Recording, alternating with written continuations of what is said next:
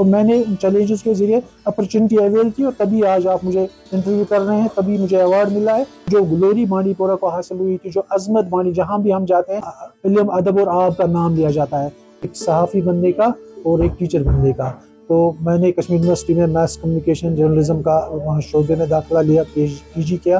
20 سال پہلے تک کا رجحان تھا، ہم اسکول جاتے تھے، ٹیکسٹ بک پڑھتے تھے تو یہی لگتا تھا ہمیں ایجوکیشن، اس کے بعد انفراسٹرکچر کا تھا۔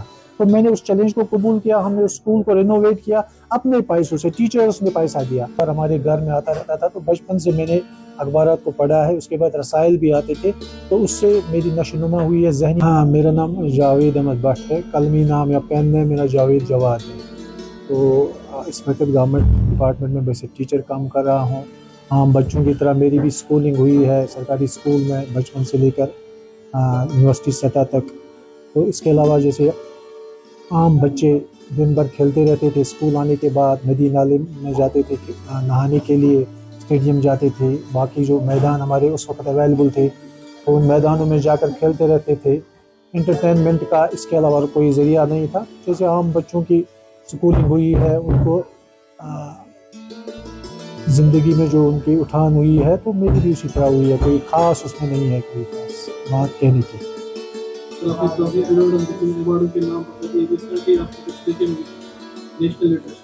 جی، یہ اللہ کا کرم ہے۔ ایجوکیشن ڈپارٹمنٹ میں آنے کے بعد، یا اصل میں میرا یہ بات میں یہاں شیئر کرنا چاہوں گا کہ ایک چیز ڈفرینس تھی جو عام بچوں کے میرے گھر میں، کہ میرے والد صاحب جو تھے، اگرچہ انہوں نے صرف 8ویں جماعت تک پڑھا تھا لیکن انٹلیکچولی وہ بہت ساؤنڈ تھے۔ وہ اخبارات کا گھر میں ہمارے آنا جانا رہتا تھا۔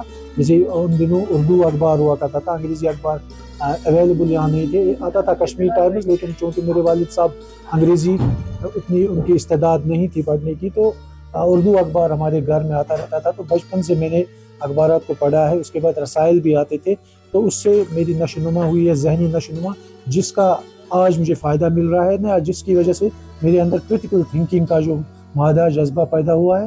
تو یہ میں سمجھتا ہوں باقی جو اور بچے تھے ان سے ڈفرینٹ تھا میں۔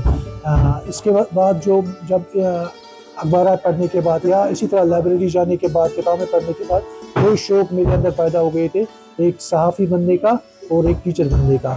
تو میں نے کشمیر یونیورسٹی میں میس کمیونیکیشن جرنلزم کا وہاں شعبے میں داخلہ لیا، پی جی کیا، لیکن اس کے بعد ہی ساتھ ہی میری ایجوکیشن ڈپارٹمنٹ میں بھی اپائنٹمنٹ ہوئی۔ تو فیصلہ ہوا گھر میں، والد صاحب کا فیصلہ تھا کہ نہیں آپ ایجوکیشن ڈپارٹمنٹ میں جائیے، تو میں ایجوکیشن ڈپارٹمنٹ میں گیا۔ تو اس وقت پچھلے 28 سال سے ایجوکیشن ڈپارٹمنٹ میں اپنا فریض انجام دے رہا ہوں۔ جی ہاں، جو ایوارڈ کا جو ہے یہ آج ہی کی بات نہیں ہے، اصل میں 2010 میں بھی مجھے ایک ایوارڈ ملا ہے، وہ ڈسٹرکٹ سطح۔ اس وقت میں باغ ہائی اسکول بانڈی پورہ میں بیسک ٹیچر کام کرتا تھا، تو اس وقت مجھے ڈسٹرکٹ لیول پہ بیسٹ ٹیچر ایوارڈ ملا تھا۔ اس وقت معروف اللہ کی حکومت تھی، ان کے ہاتھوں میں نے وہ انعام دیا تھا سری نگر کے SKICC میں۔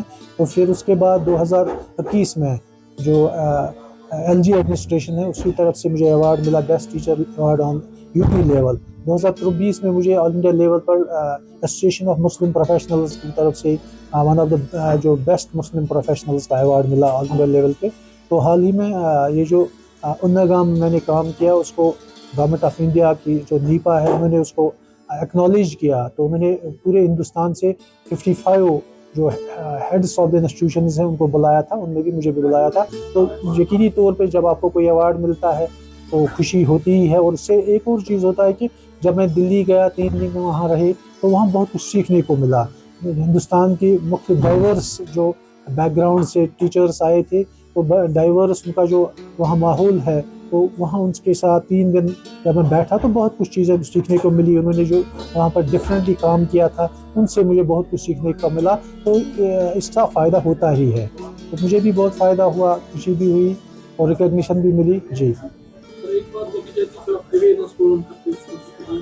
جی ہاں جی اصل میں جو ایجوکیشن کا مقصد ہے پرسنالٹی ڈیولپمنٹ۔ اصل میں اگر ہم دیکھیں گے تو جو ہمارا جو آج تک کا رجحان تھا، آج سے 10 سال 20 سال پہلے تک کا رجحان تھا. ہم اسکول جاتے تھے, ٹیکسٹ بک پڑھتے تھے تو یہی لگتا تھا ہمیں ایجوکیشن, اس کے بعد ڈگری حاصل کرتے تھے. لیکن جب آپ آج جو دنیا بدل گئی ہے تو پتہ چلا کہ ایجوکیشن کا اصل مقصد ہے, یہ پہلے سے یہ مقصد رہا تھا, شاید ہم تک نہیں پہنچا, کہ اصل میں پرسنالٹی ڈیولپمنٹ ہونی چاہیے. اور پرسنالٹی ڈیولپمنٹ ہونے کا مطلب یہ ہے کہ بچہ جو ہے وہ سوسائٹی میں جب بڑا ہو کر جائے گا, ایڈلٹ ہو کر جائے گا, تو اس کو چیلنجز زندگی کے درپیش آئیں گے, ان چیلنجز کا وہ مقابلہ کر سکے.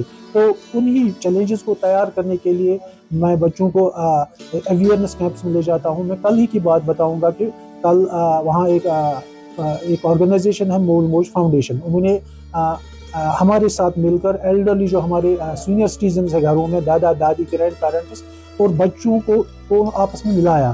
تو وہ بچے جو تھے وہ بچے ان کو گھروں سے لے کر اس کیمپ میں لے آئے. تو وہاں کیا ہوا, وہاں یہ کہ ڈاکٹر صاحبان نے ان کو یہ ٹریننگ دی کہ آپ کیسے ان کا بلڈ شوگر ٹیسٹ کر سکتے ہیں, بہت ساری جو بنیادی ضروریات کی چیزیں ہیں یا ٹیسٹس ہیں وہ ان کو ٹریننگ دی. دوسرا یہ کہ اس ایج میں کیا مسائل ہوتے ہیں. تو جو آپ گھروں میں جو آپ ایڈلٹ ہیں تو پیرنٹس کو فرصت نہیں ہوتی, اپنے کاموں میں ہوتے ہیں, بچے گھروں میں ہوتے ہیں, تو ان کو اس بات کے لیے تیار کیا کہ جب آپ گھر جائیں گے تو آپ یہ چیلنجز قبول کیجئے, اور ان چیلنجز کا مقابلہ کرنے کے لیے ان میں جو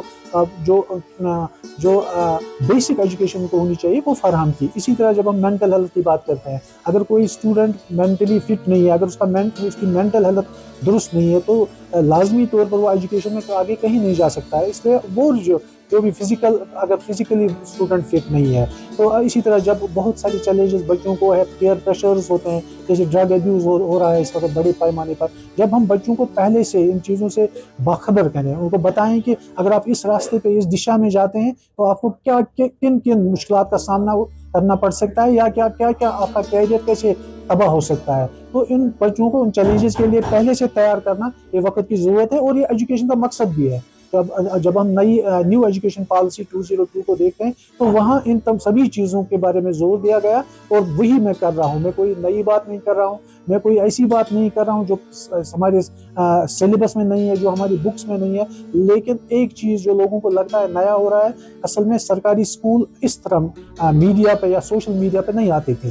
تو میں نے یہ میں نے ڈفرینٹلی کیا کہ میں نے جو کام میں اسکول میں کرتا ہوں اس کو سوشل میڈیا پہ لایا, اس کو جو مین اسٹریم میڈیا پہ لایا, تاکہ اویئرنیس بھی ہو جائے, تاکہ بچے جو ہے جب وہ میڈیا پہ آتے ہیں ان میں وہ انکریج بھی ہوتے ہیں. تو یہ ہوا ہے, باقی کوئی نئی باتیں نہیں ہے.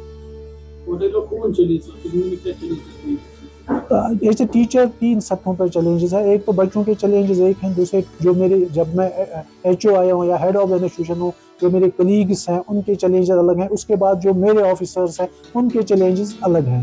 تو جو 2 چیلنجز ہیں, لیٹر 2 چیلنجز کلیگس کے یا ایڈمنسٹریشن کے, مجھے لگتا ہے کہ ان پر میں ریٹائرمنٹ کے بعد بات کروں گا. تو جو بچوں کے چیلنجز ہیں, بچوں کے چونکہ ہمارے جو گورنمنٹ اسکول میں پہلا چیلنج ہے کہ بچے جو آتے ہیں وہ غریب گھرانوں سے آتے ہیں, ان کا گھر میں کوئی زیادہ دیکھ ریکھ کرنے والا نہیں ہوتا. یہ ایک ٹیچر کے لیے گورنمنٹ اسکول کا جو ٹیچر ہے سب سے بڑا چیلنج ہے.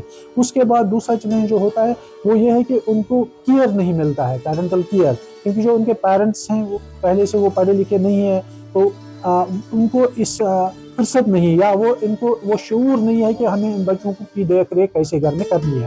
اس کے برعکس آپ جب دیکھیں گے جو پرائیویٹ اسکول سے بچے آتے ہیں ان کے والدین جو ہوتے ہیں وہ اس بارے میں بڑے حساس ہوتے ہیں. تو یہ بہت بڑا چیلنج ہے. لیکن وہ کہتے ہیں کہ چیلنجز میں ہی اپرچونیٹیز ہوتی ہے.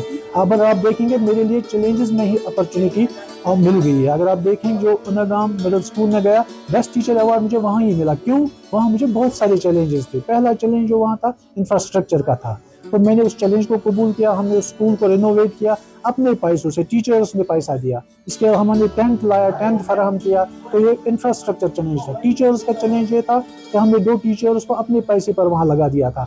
ایک ٹیچر کو ہم 5000 پر منتھ دیتے تھے, جو لوکل ایک یوتھ تھے ان کو ہم نے انگیج کیا تھا. اسی طرح بچوں کے جو مسائل تھے ان کو جب دیکھا تو حل خود بخود سامنے آ گئے. جب چیلنج ہوتا ہے چیلنج کے ساتھ حل بھی ہوتا ہے, اپرچونیٹی بھی ہوتی ہے. تو میں نے ان چیلنجز کے ذریعے اپرچونیٹی اویل کی, اور تبھی آج آپ مجھے انٹرویو کر رہے ہیں, تبھی مجھے ایوارڈ ملا ہے. جب میں نے ان چیلنج جو مجھے آئے تھے ان چیلنج سے میں کم نہیں ہوا, ان چیلنجز نے مجھے خوف زدہ نہیں کیا, بلکہ میں نے ان چیلنجز میں اپرچونیٹی کو ڈھونڈا. اور یہی ایجوکیشن ہے اصل میں. وہ اسی لیے ہمیں اپنے بچوں کو بھی تیار کرنا چاہیے کہ وہ چیلنجز سے خوف زدہ نہ ہوں, بلکہ ان میں ہی اپنے لیے اپرچونیٹی تلاش کریں. So how do you feel as a bond equity?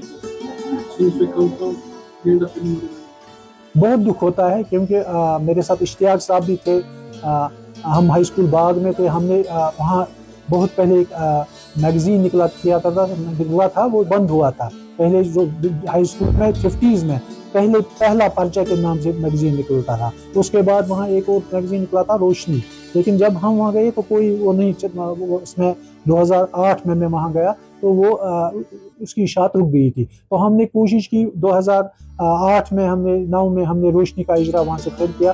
पहला मजमून जो मैंने उसमें लिखा, उसमें मैंने उस वक्त लिखा क्योंकि उस वक्त 2002 में जो यहाँ सेंसस हुई थी, उस वक्त बांडीपोरा, डिस्ट्रिक्ट बांडीपोरा में लिटरेसी लेवल में सबसे नीचे पे था। तो अब जो ताज़ा हाल ही में एक और सर्वे आई है, तो उसमें जो लर्निंग लेवल्स है, बांडीपोरा एंटायरली तमाम JNK से सबसे नीचे पे गया है। तो दुख होता है कि हमारी जो बांडीपोरा जो इल्म के लिए माना जाता था, आज उसमें बहुत कमी आई है। और यही मुझे बहुत, जो आप मुझे मेरे अंदर जुनून देखते हैं या पैशन देखते हैं, इसी की वजह से मेरे अंदर ये जुनून और पैशन है कि हम उस ग्लोरी को, जो एक ग्लोरी इस बांडीपोरा को हासिल हुई थी इल्म की वजह से, उसको दोबारा हासिल करें। तो इसके अलावा जब आप देखिए पानी का, आप देखिए हमारे नदी नाले खुश्क हो गए हैं, गंदे हो गए, तो ये एक बहुत बड़ा चैलेंज है। तो अगर आप देखें कि वैसे तो बांडीपोरियन, मुझे कोई खुशी नहीं है, कि मुझे दुख ही होता है क्योंकि जो पास्ट में जो हमारा पास्ट था वो हमने खो दिया है, और अब उसको रिवाइव करने की भी हम उतनी कोशिशें नहीं करते हैं जितनी कोशिशें होनी